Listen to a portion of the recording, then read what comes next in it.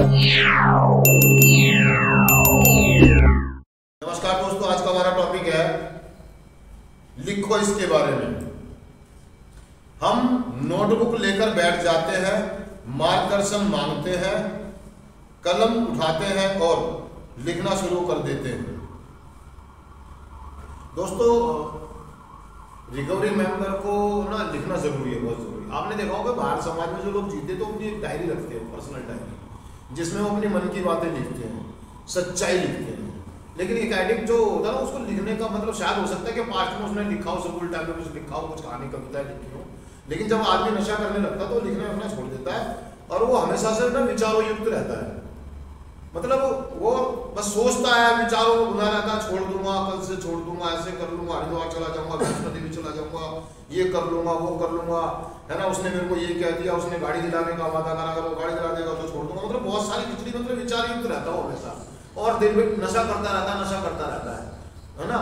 लेकिन वो कभी लिखता नहीं। लेकिन जैसे हम कार्यक्रम में आते हैं, फेलोशिप में आते हैं, किसी रिहैब में आते हैं, तो हमें बताया जाता है कि आप अपनी दिनचर्या लिखें, है ना। लेखन मतलब लिखना शुरू करें। आप कहाँ हो, कौन हो, क्यों हो, सही मायने में आप क्या जानना चाहते हो, क्या करना चाहते हो, मतलब हमें लिखने के लिए कहा जाता है। और एक एडिक्ट की सबसे बड़ी प्रॉब्लम ये है कि वो लिखना नहीं चाहता है। वो वास्तविकता, सच्चाई से भागता है, अपने आप को फेस नहीं करना चाहता है। मैं जब इलाज में आता दोस्तों, मेरी भी प्रॉब्लम यही थी, क्योंकि मैं जब मेरे को कहा आप लिखे, तो मैंने अगर मैं लिखना ही पढ़ना होता तो भाई मैं नशे क्यों करता। लिखने पढ़ने का तो मन नहीं था, तभी तो मैं स्कूल से नाम कटा करके अपने घर में बैठ गया, तभी तो मैं स्कूल से भाग जाता था, मैं बाहर जाकर के आवारा कर दिया करता था, क्योंकि मेरा पढ़ाई में मन नहीं लगता था। आप मेरे को फिर अब इतने सालों के बाद आप फिर मेरे को कह रहे हैं कि जी लिखो पढ़ो, मैंने मेरे बस की बात तो नहीं है। लेकिन दोस्तों, जैसे जैसे मेरे को समझाया गया, मुझे बताया गया कि लिखना जरूरी है, आप लिखें। और दोस्तों, आप यकीन माने कि जब मैंने लिखना शुरू करा तो मेरे को आज भी याद है, मेरी जो कॉपी हो आज भी मेरे पास है। मैंने पहली बार जब लिखा था, जब मैं रिहैब में गया था, जब मैंने पहली बार लिखा था, तो मुझे आज भी याद है 11वें महीने की 11 तारीख थी, 11वें महीने की 11 तारीख, और मैंने सिर्फ 3 लाइनें लिखी। मुझे अच्छा लग रहा है, मेरे को ये हो गया, मुझे घर की मतलब ऐसे कुछ 2-3 लाइनें लिख के उसको छोड़ दिया। लेकिन दोस्तों, जब वो धीरे धीरे मैंने लिखा और उसको दूसरे दिन पढ़ा तो मेरे को बड़ा अच्छा सा लगा। फिर मैंने 4 लाइनें लिखी, फिर मैंने 5 लाइनें लिखी, और एक दिन ऐसा है दोस्तों, मैं 3-3 पन्ने लिखता था, 3-3 पन्ने, और दिन में 3 बार लिखता था। और उसको अभ्यास करते करते करते मैंने, जैसे भी मैं शेयर करता था, मैं अपनी कॉपी, अपनी डायरी अपने पास रखता था हमेशा। मेरे को जब भी कोई बात आती थी या कोई भी अच्छी बात महत्वपूर्ण लगती थी, मैं उसको लिख लेता था। मतलब मैं कोई भी सेशन हो, कोई भी XYZ, चाहे वो मूड मैगिंग ही क्यों ना हो, मैं अपने पेन कॉपी अपने पास रेडी रखता था और मैं वो लिखता चला गया। उसका बेहतर फायदा दोस्तों ये हो कि मुझे अपने आप को जानने का मौका मिला, अपने बारे में वास्तविकता, सच्चाई जानने का मौका मिला। और जब कदमों के बारे में सुना और कदमों के हिसाब से लिखा कि क्या सही में मैं एक्सेप्ट करता हूँ, स्वीकार करता हूँ कि मैं एक्शन क्या कर सकती हूँ या ऐसी बातें कर रहा हूँ। और मैं शांत होकर के जब मैं अपने आप से बातें करी तो मेरे को लगा कि मैं ढोंग करता हूँ, मैं नाटक करता हूँ, मैं शक्तिहीन हूँ, मैं शक्तिहीन नहीं हूँ। मैं जरा सी बात पर लड़ाई झगड़ा करने लगता हूँ, मैं जरा सी बात पर चिपकने लगता हूँ, मैं आज भी अपनी शर्तें रखता हूँ, अपनी इच्छाएं रखता हूँ, तो शक्तिहीनता हूँ। और दोस्तों, धीरे धीरे लिखते समझ में आया कि दोस्तों की शक्तिहीनता क्या होती है, एक्सेप्टेंस क्या होती है, अस्पष्टता को किस तरीके से स्वीकार किया जाता है, हमारा विश्वास। अब जब विश्वास पर लिखने की बात आई, विश्वास को करने की बात आई, तो दोस्तों मैंने लिखा क्या मैं आज भी विश्वास कर पा रहा हूँ चीज़ों पर। तो दोस्तों, सच्चाई ये थी कि मैं किसी पर भी विश्वास नहीं कर पा रहा था, मैं बहुत डरा हुआ उलझा हुआ था। और धीरे धीरे करके जब मेरे को जो विश्वास, तो मैं उसको लिखना शुरू करा, जानने में क्यों विश्वास को नहीं करना चाहता, क्योंकि मैं डरता था, मुझे डर लगता था लोगों को अपने दिल की बातें बताने में, किसी पर विश्वास करने में, किसी के साथ चलने में मुझे डर लगता था कि लोग मेरा हंसी मजाक उड़ाएंगे, लोग मेरी शर्म मतलब मुझे झंड करेंगे, है ना, मेरी बातों को लीक कर देंगे, क्योंकि मुझे विश्वास नहीं था। लेकिन धीरे धीरे जब मैंने लिखना शुरू करा और मैंने अपने स्पॉन्सर से बात करी, स्पॉन्सर ने मेरे को बताया, उसने मेरी बातों को गुप्त रखा, तो मैंने और लिखा फिर।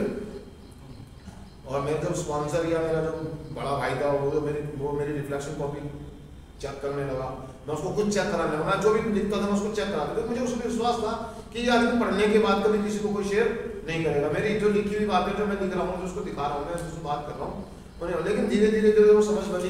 कुछ ऐसी बातें जो मैंने अपनी डायरी में लिखी मेरे अलावा किसी को नहीं मालूम, इस तरीके किसी दूसरे व्यक्ति को नहीं मालूम। मैंने अपनी कुछ गुप्त बातें ऐसे लिखी, कुछ ऐसे रहस्य जो मतलब जो मुझे सता रहे थे अंदर अंदर, मुझे रिकवरी में नहीं आने दे रहे थे, तो मैंने उनको कापी पर उतारा, नोट किया उसको, है ना। वो कुछ हल्का हुआ, उसको एक्सेप्ट करा के मैं, क्योंकि वो जो बात मैं लिख नहीं पा रहा था, लोगों को कह नहीं पा रहा था, वो अंदर अंदर कहीं ना कहीं मैं एक्सेप्ट भी नहीं कर रहा था अपने आप को उसी रूप में कि मैं ऐसा हूँ। अपने आप को उसी रूप में एक्सेप्ट करना ये कार्यक्रम मुझे सिखाता है दोस्तों। ये तब होता है जब हम ईमानदारी के साथ हम लिखना शुरू करते हैं। हम किसी के साथ नहीं, हम अपने साथ ईमानदार होना शुरू हो जाते हैं।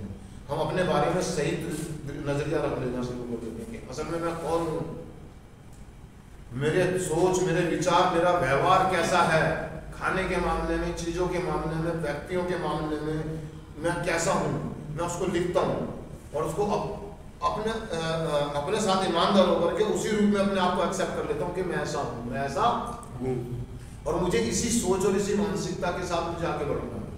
इसको और कितना ठीक कर सकता हूँ मैं, इसमें क्या परिवर्तन ला सकता हूँ मैं, कौन कौन सी चीजें ठीक हो सकती हैं और कौन कौन सी नहीं हो सकती, मैं उनको ठीक करने की कोशिश करता हूँ। जो नहीं हो सकती हैं उनको मैं भगवान पर छोड़ देता हूँ, उसके लिए मैं प्रार्थनाएं करता हूँ, उसके लिए मैं शेयरिंग करता हूँ, मैं भगवान से मदद मांगता हूँ, मैं अपना ध्यान केंद्रित करता हूँ, चीज़ों को ठीक करने की कोशिश करता हूँ। लेकिन कुछ चीज़ें ऐसी दोस्तों जिन्हें चाहकर भी बदला नहीं जा सकता, उनको सिर्फ लिख करके अपनी नोटबुक में छोड़ देते हैं और उसके बारे में अपने स्पॉन्सर से बात करते हैं। हमारा स्पॉन्सर भी हमें कुछ कहता है कि इसके बारे में लिखो। अब मेरा स्पॉन्सर जो अभी टॉपिक आया है लिखा है कि इसके बारे में लिखो, है ना। किसके बारे में लिखो, इसके बारे में जो कह रहा है, किसके बारे में लिखने की बात कर रहा है। जब हमारा स्पॉन्सर, हमारा गुरु जिसे मानते हैं, जो भी कहते हैं, उस्ताद कहते हैं या स्पॉन्सर कहते हैं, फेलोशिप में उसका मतलब स्पॉन्सर कह देते हैं, और अब यारो घर में बड़ा भाई, गुरु, सीनियर कह देते हैं। वो जब हमारी एक्टिविटी को नोट कर रहा होता है, वो हमारी चीज़ों को नोट कर रहा होता है, तो हमारे को जब हम उसको देखता है तो उससे जो हमसे बात करता है तो वो बताता है कि यार आप ये ऐसा ऐसा कर रहे हैं, इसके बारे में आपने कभी सोचा, इसके बारे में कभी लिखा आपने, लिखो इसके बारे में। अब मुझे नहीं मालूम किसके बारे में लेना, आपको क्या लिखना मुझे नहीं मालूम, लेकिन मेरे को तो कहा गया था कि इसके बारे में लिखो, पहले कदम के बारे में, दूसरे कदम के बारे में, अपने पारिवारिक फैमिली के बारे में, अपने पारिवारिक रिश्तों के बारे में लिखो, माँ बाप से आपकी क्या रिलेशन, आप अपने भाई बहनों के बारे में क्या विचार रखते हैं, इसके बारे में लिखो। आप अपने दोस्तों के प्रति क्या विचार रखते हैं, कितना भरोसा, कितना विश्वास करते हैं, इसके बारे में लिखो। मतलब जब मैं कार्यक्रम करता हूँ, मैं प्रोग्राम करता हूँ दोस्तों, तो इतनी गहराई तक ले जाता ना, वो इतनी गहराई तक ले जाता ना, मुझे वो कहता है कि इसके बारे में भी आप लिखो। वो जो बचपन में आपने कुछ खाने किए थे, इसके बारे में लिखो, इसके बारे में जो आपने बिस्कुट लेके खाया, लिखो इसके बारे में। वो जो आपने घर में, जब आपके घर में जो मेहमान आए थे और मेहमान जैसे घर से बाहर निकले, आपने नमकीन बिस्कुट पे झपट पड़े थे, इसके बारे में लिखो।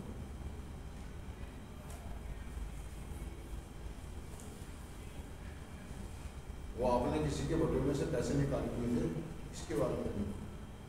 वो बहुत सारी गहराइयों में ले जाता है दोस्तों। हमारा स्पॉन्सर जब हमारा सही मार्गदर्शन कर रहा होता है, हमारे संबंध बन जाते हैं, तो वो बड़ी बारीकी से चीज़ के बारे में हमें लिखने के लिए जाता है। और उसका फायदा ये होता है दोस्तों हमें कि हम ईमानदार हो जाते हैं अपने प्रति, अपने व्यवहारों के प्रति, अपनी मानसिकता के प्रति, मतलब खुद के प्रति। मैं अपने आप को सही स्वरूप में कबूल करना शुरू कर देते हैं दोस्तों। तो वो करें लिखें, क्या करें आप, लिखें। मेरा सबसे अच्छा दोस्त, मेरा हमराज अगर कोई है तो मेरी बुक है, मेरी डायरी है, जिसको मैं वो बात बता सकता हूँ, वो लिख सकता हूँ जिसे दुनिया में कोई मेरे अलावा कोई दूसरा नहीं कर सकता। इसे कहते हैं शेयर कर दो। क्या कहते हैं, शेयर कर दो। हम शेयर कर देते हैं, एक बुक को शेयर कर देते हैं। मैंने शेयर किया, मैंने कम से कम उसे उतारा, तो सही दोस्तों हम उसको उतारते हैं, लिखते हैं, जब उसको पढ़ते हैं तो हमें अपने बारे में सही चीजें पता लगती है कि मैं हूँ क्या।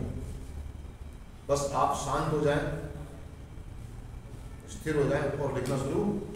आप वो लिखेंगे जो सही मायने में आप लिखना चाहते हैं।